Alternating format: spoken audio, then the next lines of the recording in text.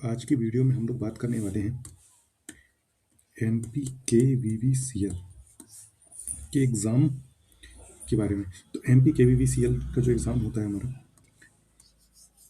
इसमें क्या होता है कि कई बार सिलेक्शन के बाद बहुत सारे डिपार्टमेंट अलॉट हो जाते हैं, जैसे कि MP पूर्व क्षेत्र हो गया। इसमें जैसे कि MP पूर्व क्षेत्र, पश्चिम क्षेत्र, इस तरीके से बहुत सारे क्षेत्र रहते हैं, वो अलॉट हो जाते हैं MPKVVCL के थ्रू।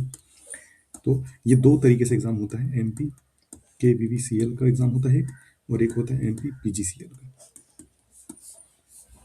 इन दोनों का एग्ज़ाम होता है।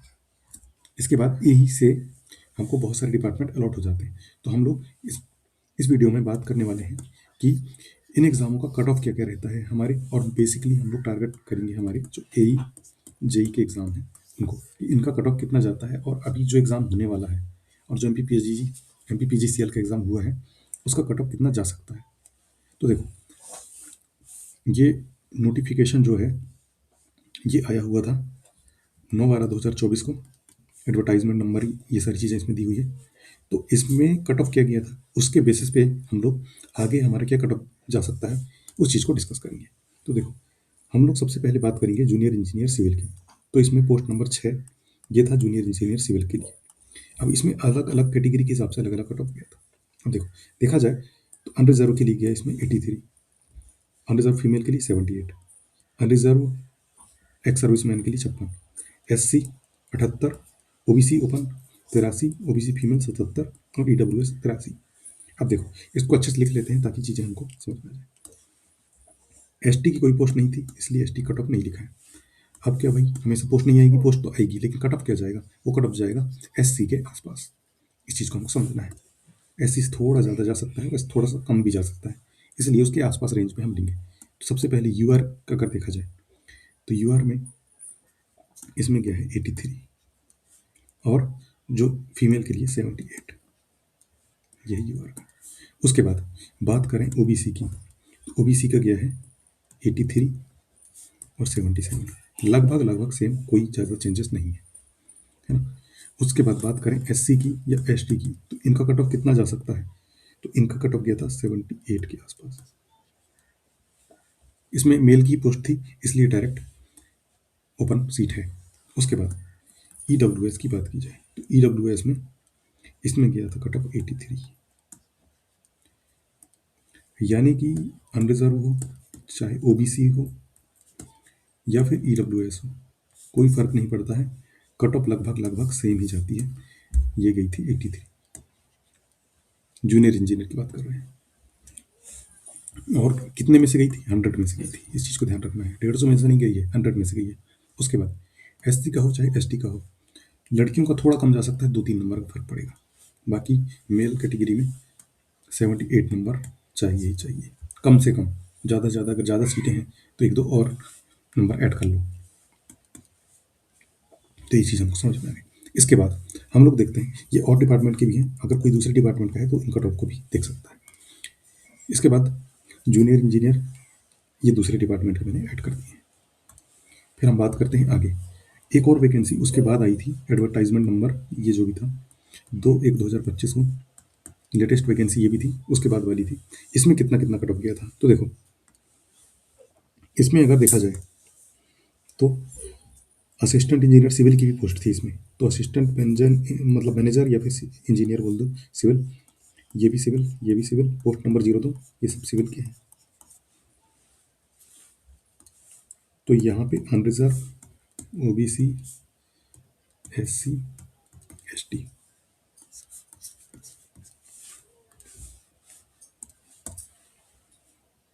Unreserved open 85। उसके बाद असिस्टेंट मैनेजर अनरिजर्व ओपन, ये दूसरे दूसरे डिपार्टमेंट में है 87 ओपन 87, मतलब कि पूर्व क्षेत्र पश्चिम क्षेत्र इस तरीके से होते हैं, उस तरीके से 87 के आसपास दिया हुआ है। उसके बाद ST ओपन कितना गया, 74, ये सब 74। SC ओपन कितना गया, 80। अब OBC का जैसे देखा जाए, SC ओपन 81, SC ओपन था 81, ये सब असिस्टेंट इंजीनियर के ही हैं अपने सिविल के। 81 एससी का, 80 ओबीसी का 86 और 74, 86 74, 86 74। इसके बाद ईडब्ल्यूएस 82, ईडब्ल्यूएस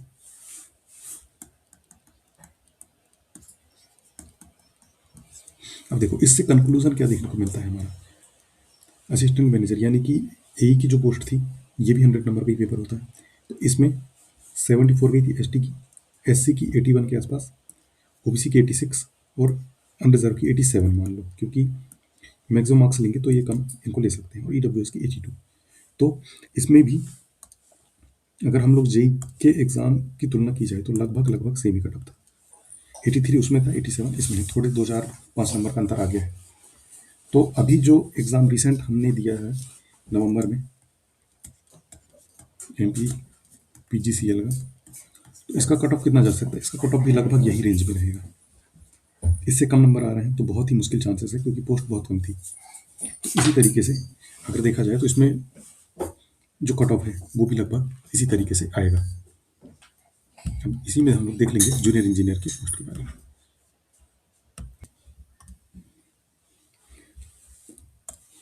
अब आगे चलते हैं।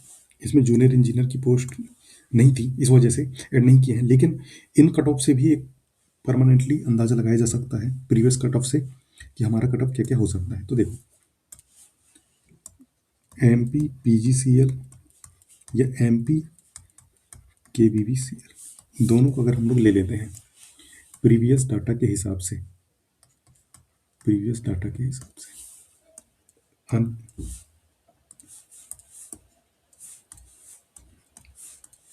अनरिजर्व, ओबीसी, एससी, एसटी, थोड़ा सा मार्क्स हम लोग ज़्यादा लेके चलेंगे सेफ्टी के लिए, फैक्टर ऑफ सेफ्टी के हिसाब से। तो अगर पीछे बैक में जाके अगर देखा जाए कि क्या कट ऑफ गया हुआ था, तो ये चीज़ अंदाज़ा लगाने में पता चलता है हम लोगों को कि जो एई का कट ऑफ था, और जे कट ऑफ की बात करेंगे, एई जी एई, देखो एई की पोस्ट भी बड़ी है और उसमें अप्लाई भी ज़्यादा लोग करते हैं। अभी जो हम लोग पेपर देने गए थे, मेरा पेपर जहाँ पे था जबलपुर में, वहाँ मैंने इतने सारे लोग देखे, जितने लोग एसएससी जेई का पेपर देने नहीं आए थे, उससे ज़्यादा लोग एमपी पीजीसीएल एई का पेपर देने आए थे, भले उसमें पोस्ट कितनी भी कम क्यों ना। ये चीज़ मैंने देखा वहाँ पे, पूरे कंप्यूटर की सीट भरी हुई थी, मेरे साइड में भी सारे लोग थे, लगभग 1 या 2 लोग छूटे होंगे उस लाइन में, बाकी पूरे लोग थे। और जब मैं जेई का पेपर देने गया तो मेरे बाद केवल 3 लोग ही थे, बाकी कंप्यूटर स्क्रीन खाली थी, वो लोग एग्ज़ाम देने ही नहीं आए। और यहाँ देखे तो इतने सारे लोग आ गए थे एक ही सेंटर में, पूरे के पूरे लोग, मुझे तो लग रहा था कि जितनी पोस्ट नहीं उससे ज़्यादा लोग तो यहाँ पे आए एग्ज़ाम देने। तो वही चीज़ समझो, कंपटीशन ज़्यादा है, इसलिए एई के नंबर तो ज़्यादा ही आएंगे। अब देखो जैसे हमने पुराना कट ऑफ देखा तो उससे हम लोग को पता चला कि 78 के मतलब 78 देख लेते हैं, कन्फर्म कर लेते हैं, 87 के आसपास हमारा जो कट ऑफ गया था अनरिजर्व एई का 87। तो 87 से लेके 88 या 90 ले लो, यहाँ तक लगभग लगभग हमारा कट ऑफ जा सकता है। और ओबीसी की बात करी जाए तो ओबीसी में कितना कट ऑफ गया था? ओबीसी में गया था 86। तो 86 से लेके यहाँ पे 89 या 90 ये भी ले सकते हैं, क्योंकि अनरिजर्व ओबीसी लगभग लगभग सेम ही कट ऑफ रहता है, ज़्यादा कुछ अंतर नहीं आता है, लेकिन एक एक नंबर से फर्क पड़ जाता है। ठीक है, फीमेल का कितना गया था? 78 के आसपास, तो फीमेल वालों को 85 के आसपास मैक्सिमम टू मैक्सिमम जा सकता है कट ऑफ, ये हम मान सकते हैं। एससी वालों का कितना गया? एससी वालों का यहाँ पे गया 81 और 70 का 80, एसटी का 74, 81 74, 81 74। तो इसमें हम लोग थोड़ा सेफ्टी लेके 85 तक जा सकते हैं, 81 टू 85, और ये 74 है तो ये 80 के आसपास जा सकता है। इतना ही लगभग लगभग कट ऑफ रहेगा, इससे ज़्यादा थोड़ा बहुत 1-2 नंबर का फर्क पड़ सकता है, लेकिन इससे ज़्यादा तो नहीं जाएगा, और कम तो बिल्कुल नहीं हो सकता है, कम तो भूल ही जाओ। इसके आसपास रेंज में अगर नंबर आ रहे हैं तभी इंटरव्यू का चांस बनेगा। अगर इंटरव्यू होता है तो, इंटरव्यू नहीं होता है, डॉक्यूमेंट वेरिफिकेशन होता है, तो डॉक्यूमेंट वेरिफिकेशन का चांस तभी बनेगा, बाकी भूल जाओ। उसके बाद जेई की बात करते हैं, तो जेई में भी कट ऑफ लगभग इसके आसपास ही था, थोड़ा बहुत अंतर था। जैसे कि जेई की हम लोग बात करें तो यहाँ पे देखें तो 83, 83, 78,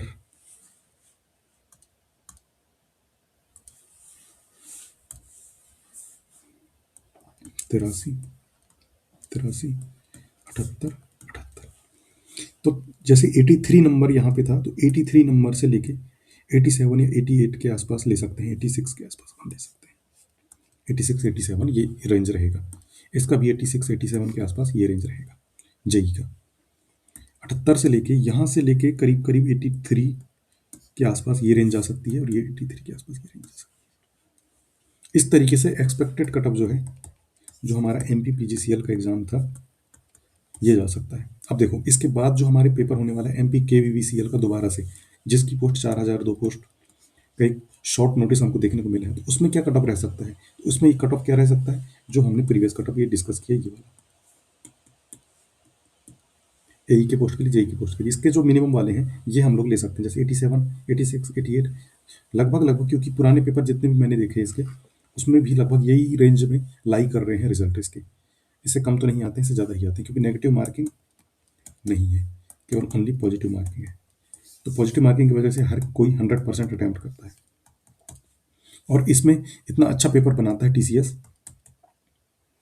कि क्वेश्चन बहुत ही कम डिलेट होते हैं। एक दो क्वेश्चन कहीं डिलेट हुए तो हुए, या फिर मार्क टू ऑल केवल एक ही क्वेश्चन का मिलता है। जैसे अभी हम लोगों ने देखा, एक नोटिस आया था जिसमें लिखा था एई का जो पेपर हुआ था, उसमें एक क्वेश्चन है जिसमें सबको बराबर नंबर मिल जाएंगे, बाकी क्वेश्चन एग्जैक्ट सही थे, कोई चांस नहीं था नंबर कटने के, नंबर घटने के।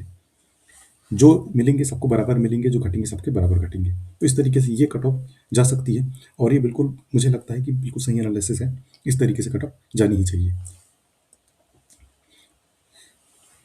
तो इसी तरीके से अपनी तैयारी बिल्कुल अच्छे तरीके से स्टार्ट करना है। MP अगर KVVCL की तैयारी कर रहे हो तो उसमें ध्यान रखो, GS वाला पोर्शन हो गया, हमारा टेक्निकल वाला पोर्शन हो गया, मैथ रीजनिंग का पोर्शन हो गया, इन सब में बैलेंस बना के चलना है। इंग्लिश वाला पोर्शन हो गया, जो भी क्वेश्चन आ रहे हैं जिन सब्जेक्टों से, तो उसमें हमको पूरा जो है अपना शेड्यूल बना के अच्छे तरीके से उसको प्रिपरेशन करना है।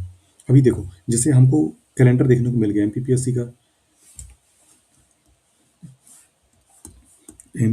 का कैलेंडर देखने को मिल गया, ESB का कैलेंडर देखने को मिल गया, उसके बाद MPKVVCL जो है इसका देखने को मिल गया, रेलवे है ही हमारे पास में, और रेलवे का कैलेंडर भी दोबारा आ गया। इस तरीके से मेजर वैकेंसी हमारे पास बहुत सारी है। तो बस हमारे हाथ में हमारी तैयारी है। तैयारी जो जितनी जल्दी स्टार्ट कर देगा और जितने अच्छे तरीके से कर देगा, बस वही एकदम फोड़ देगा एग्जाम में। इस चीज़ को समझो, क्योंकि अब मौका आ चुका है, अब वक्त आ चुका है आज से तैयारी करने का। जो भी हुआ भूल जाओ, आज से बिल्कुल लग जाओ।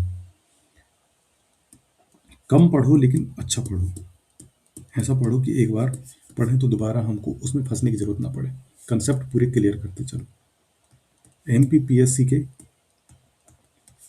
सारे जो भी 50 क्वेश्चन वाले पेपर हुए हैं, सब क्वेश्चनों को लगाना है हम लोगों को, सब चीज़ें हम लोग को कवर करना है, कोई भी पेपर छोड़ना नहीं, क्योंकि प्रीवियस भी क्वेश्चन आ रहे हैं। उस प्रीवियस क्वेश्चन में मैं अपना टाइम क्यों वेस्ट करूं, जो मुझे देखते ही आंसर जिसका बन जाएगा। तो इसीलिए हमको पुराने पेपर भी लगाने हैं। और आज हम एक पेपर डिस्कस भी करेंगे, MP रजिस्ट्रार जो एग्ज़ाम हुआ था, अभी ही हुआ था नवंबर में, 13 नवंबर को हुआ था, तो उसको हम लोग डिस्कस करेंगे आज। उसके बाद अभी 21 तारीख को होने वाला है एक और पेपर, असिस्टेंट प्रोफेसर की क्या ऐसा करके कुछ है एग्ज़ाम, तो उसका होने वाला है, तो उसको भी हम लोग डिस्कस करेंगे। जब 21 तारीख हो जाएगा उसी दिन हमको पेपर भी मिल जाएगा, तो उसको हम लोग डिस्कस कर लेंगे। बाकी आज तो हम लोग डिस्कस करेंगे रजिस्ट्रार वाला एग्ज़ाम है उसका, कि किस तरीके से क्वेश्चन पूछे गए। तो इस तरीके से MP के तो कोई भी क्वेश्चन नहीं छोड़ने हैं, क्योंकि MP अब डीप लर्निंग चीज़ें मांग रहा है।